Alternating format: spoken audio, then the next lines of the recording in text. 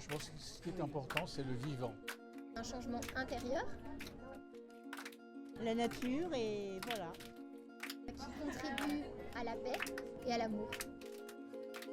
Moi je dirais espoir. Il s'agit en fait de la branche locale d'un collectif national qui existe depuis quelques années et qui s'est formé face au constat d'échec du système actuel, système qu'on appelle système ultralibéral, système capitaliste, dont la religion est la croissance et qui ne tient absolument pas compte de la finitude des ressources, tant des ressources humaines que des ressources naturelles. Donc quand les quelques personnes qui se sont rendues compte un petit peu, qui ont fait ce constat, ont regardé autour d'elles, elles se sont rendues compte qu'il y avait, ne serait-ce qu'en France, des centaines de milliers de personnes. À l'époque, il y avait plus de 400 000 personnes déjà qui participaient, développaient des alternatives dans tous les domaines de la vie quotidienne, que ce soit dans l'éducation, dans les transports, dans l'énergie, la politique ou que sais-je.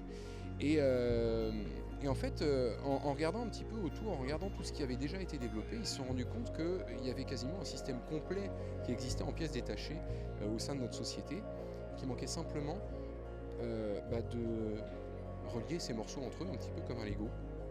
Le monde de l'entreprise n'était pas du tout représenté dans le forum des alternatives. Et du coup, on a été 2, 3, 4 comme ça à lever la main et à dire mais nous, on voudrait faire quelque chose sur l'univers de l'entreprise parce qu'on y passe quand même 90% de notre temps et qu'on y trouve un certain nombre de problématiques, notamment au niveau de la communication, des modes de gouvernance, de la possibilité à être pleinement soi. Et voilà, on a l'impression d'être un peu en permanence, être obligé de porter des masques.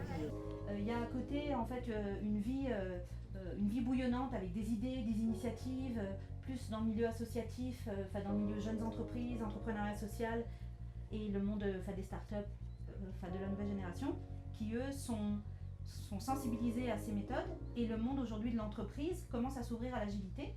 Et pour moi, c'est justement une porte ouverte où là, on commence à parler le même langage entre ces deux univers. Et nous, on avait vraiment envie de partager, de montrer en fait aux gens qu'il existe sur notre territoire des entreprises comme ça. Parce que souvent, on entend parler de l'entreprise libérée, c'est un mot qui est très à la mode en ce moment. Et on a l'impression que c'est loin, que c'est pas forcément chez nous. Et en fait, il y en a.